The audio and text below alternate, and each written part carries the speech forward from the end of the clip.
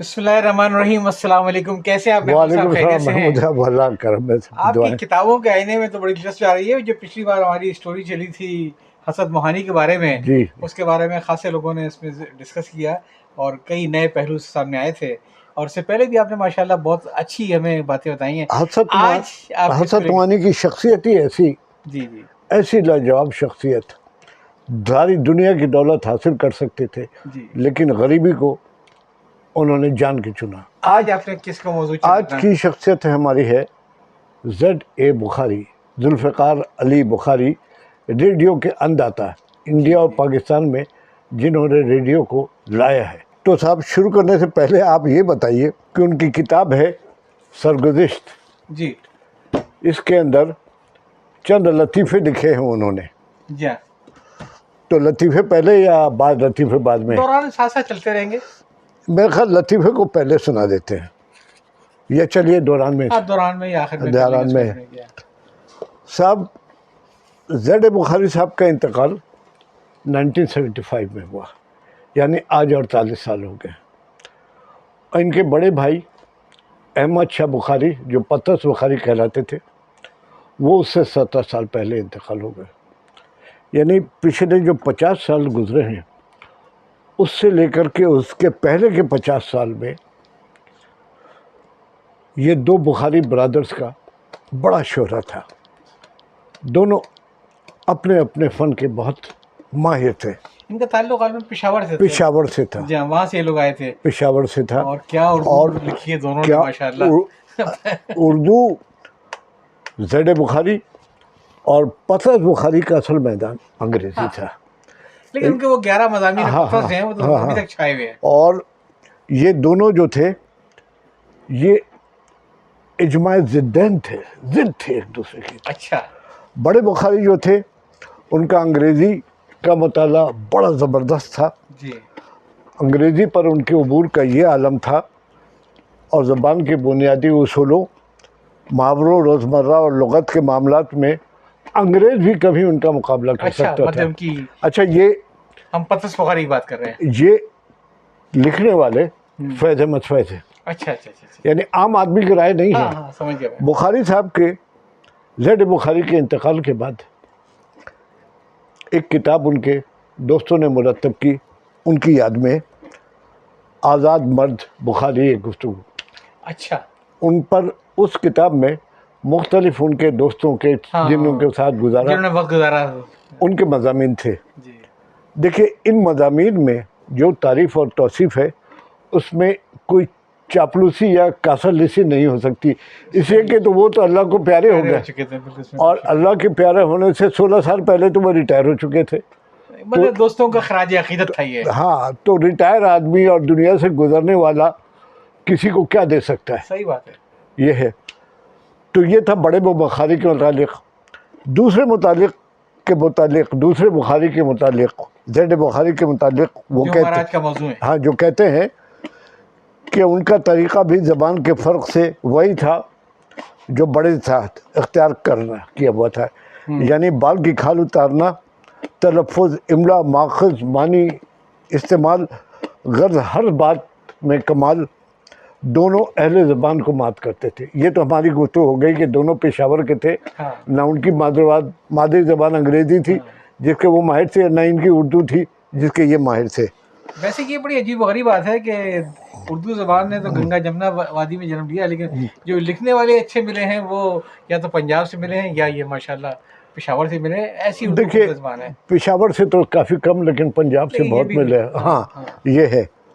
اور وہ بڑے والے انگریزی میں اہل زبان کو کرتے تھے اور یہ اردو میں اہل زبان کو مات کرتے تھے. زبان کے بارے میں تجسس اور تحقیق دونوں کی گٹھی میں پڑی ہوئی تھی. صحیح. اچھا، اب ہم ان کی سرگزشت سے بات کرتے ہیں کہ وہ لکھتے ہیں کہ وہ پشاور کے قہوہ خانے میں بیٹھے ہوئے تھے. وہاں ان کے دوست قاضی صاحب مل گئے. ان کے ہاتھ میں لاہور کے اخبار ٹریبیون کا ایک تراشا تھا جس میں لکھا تھا کہ ایک ایسا آدمی چاہیے جو عربی، فارسی، انگریزی، اردو، پشتو، پنجابی زبان جانتا ہوں. صحیح. اور وہ ہنس رہے تھے کہ ایسا آدمی کہاں ملے گا ان کو جو اتنی زبانیں جانتا ہو. قاضی صاحب فارسی بھی اور پشتو بھی. ہاں، فارسی، عربی، پشتو، انگریزی، پنجابی، یہ ساری زبانیں. لیکن یہ سوچ رہے تھے کہ ان ساری زبانوں میں تھوڑی بہت شدھ بودھ تو رکھتا ہوں، اگر اس اسامی کے لیے درخواست دے دوں تو حرج ہی کیا، اور کچھ نہیں تو مذاق ہی رہے گا. بہرحال یہ تحریر ہی بتا رہی ہے کہ ان کو زبانوں پر کتنا ان کو عبور تھا. ہاں. انہوں نے اس کے لیے درخواست دی، انٹرویو کا بلاوا آیا صحیح. تو فیلڈن جو تھا ہاں.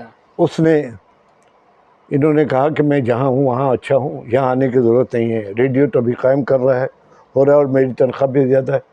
فیلڈن نے ان کو ڈانٹ دیا، بولا تم تنخواہ کے پیچھے پڑے ہو، تم ریڈیو میں تو آؤ اور دیکھو کہ ریڈیو کیا چیز ہے، اس سے کیا تم کو شہرت ملے گی اور یہ سب ملے گا. اس پر یہ اس کے اصرار پر ریڈیو میں ملازمت اختیار کر لی. بخاری صاحب کے بہت سارے ساتھی تھے صحیح. جو ان سے بہت قریب تھے. ان میں ایک تو تھے نیازی صاحب. نیازی صاحب کا تعارف یہ کرا دوں، 1960 کے درمیانے حصے میں ایک پلے بیک سنگر تھی ناہید نیازی. صحیح. ناہید نیازی فلموں میں بھی گانے گائے انہوں نے. پھر انہوں نے ایک شاید بنگالی موسیقار تھا مصلح الدین، اس سے شادی ہو گئی اور وہ لندن چلی گئی. تو ان کے والد یہ نیازی صاحب جو بخاری صاحب کے ساتھی تھے، ان کو بھی میوزک پر، موسیقی پر بہت عبور حاصل تھا. ان کے ایک دوسرے ساتھی تھے حمید نسیم. صحیح. حمید نسیم تو بہت قریبی ساتھی تھے، اور ان کی ایک کتاب بھی ہے ناممکن کی جستجو. صحیح. وہ اس میں بخاری صاحب کا تعارف یوں کراتے ہیں کہ ذوالفقار علی بخاری سے اس کی پہلی ملاقات تھی. اسے ایک نہایت خوش رو اندام بانکا سجیلا شخص اپنے سامنے نظر آیا. ایسی پرشکوہ شخصیت اس نے، یعنی حمید نسیم نے، آج تک اس وقت تک نہیں دیکھی تھی. کیسا خوش لباس، کیسا جامع زب. خوش لباس ہونا بڑی بات نہیں، لیکن جامع زیبی قدرت کسی کسی کو عطا کرتی ہے. بال کیسے گھنے اور ناقابل فراموش تھے. محسوس ہوتا تھا کہ ریشم کی فصل کھڑی تیار ہے. افسری کی بو کاملاً ناپید تھے. وہ افسر تھے لیکن افسری اور اس کا روب داب ان میں بالکل نہیں تھا. اس کے دل نے، حمید نسیم کے دل نے کہا کہ یہ شخص اپنی اصل لحاظ میں شفیق اور مہربان، ہمدرد دل رکھنے والا ہے. بامروت، بے تکلف، طرحدار، باوقار، یہ پہلا تاثر تھا جو ان کے دل میں پیدا ہوا. ربع صدی، 25 صدی سے زیادہ کے محیط تعلقات کے مسلسل زیر و بم کے باعث قائم رہا. کبھی کبھی مناقشت بھی پیدا ہوئی، کچھ سرکاری ملازمت کی مجبوریاں، کچھ شخصیت کے نامعلوم پہلو. مگر دنیا میں انبیاء اور اولیاء کے سوا مبرہ از خطا کون ہے؟ چھوٹا بخاری، یعنی جن کو آج کا اپنے بڑے بھائی کی شخصیت تلے مدتوں دبا رہا. کچھ بزرگ دوستوں کی بے نیازی اور ناقدری کے باعث، کچھ اپنی سعادت مندی کی وجہ سے، مگر ان کی دیانتدارانہ رائے یہ ہے کہ اسے بڑے بخاری صاحب سے بھی طویل ملاقاتوں کا شرف حاصل رہا کہ چھوٹا بخاری فطری جوہر میں اپنے بڑے بھائی سے کہیں زیادہ صاحب استعداد ہے. بڑا بخاری اور چھوٹا بخاری، بڑا بخاری، ان میں صحیح بخاری کون تھے؟ یہ دونوں ہی بخاری تھے. یہ ان کا نام تھا پیر احمد شاہ بخاری اور پیر ذوالفقار علی بخاری، لیکن ان کے والد بھی پیر تھے. ہاں، وہ غالباً کوئی کسی منصوبے ایک لطیفہ ہے نا کہ ایک صحیح بخاری اور ایک غلط بخاری. میں بتاتا ہوں وہ. اچھا، چلیے. تو اس کے اندر ان لوگوں نے اپنے نام سے پیر نکال دیا. صحیح ہے. حمید نسیم لکھتے ہیں، اردو اور فارسی زبانوں میں اور اس کے شعر و ادب پر چھوٹے بخاری کی نگاہ اپنے بڑے بھائی سے کہیں زیادہ عمیق اور معتبر تھی. وہ غزل بازی سجا کے کہتا تھا اور بڑے بھائی کی شعر گوئی تو صفر تھی. سخن فہمی بھی ایک سے زیادہ مرتبہ محل نظر معلوم ہوئی. بڑے بخاری انگریزی زبان پر بڑی قدرت رکھتے تھے، لکھتے بھی بہت خوب تھے اور بولتے بھی بہت خوب تھے. چھوٹے بخاری بولتے بہت خوب تھے، اس سطح پر اپنے بھائی سے کم نہ تھے، مگر انگریزی میں ان کا قلم زیادہ رواں نہیں تھا. بس عام کار براری کر سکتے تھے. لیکن حمید نسیم کا خیال یہ ہے کہ اگر چھوٹے بخاری کو بڑے بخاری جیسے تعلیم کے مواقع ملتے تو وہ بہت سے شاہکار تخلیق کرتا. یہ اس کا یقین واثق ہے. اچھا، ہمارے بخاری صاحب ایک کامیاب صداکار، نثر نگار، اچھے شاعر بھی تھے. ماہر القاضری نے اپنے تعزیتی مضمون میں، جو ان کے انتقال کے بعد ان کے رسالے فاران میں شائع ہوا، ان کے چند اشعار درج کیے ہیں. ارشاد. پہلا شعر یہ ہے: ناوک فگن کا ہی لائے تاخیر دیکھنا، یہ تیر دیکھنا کبھی وہ تیر دیکھنا، یہ تیر دیکھنا کبھی وہ تیر دیکھنا. واہ واہ واہ. کدھر اڑوں کہ فضا میں بھی جال پھیلے ہیں، کدھر اڑوں کہ فضا میں بھی جال پھیلے ہیں، میں پر سمیٹ کے بیٹھا ہوں آشیانے میں. میں پر سمیٹ کے بیٹھا ہوں آشیانے میں.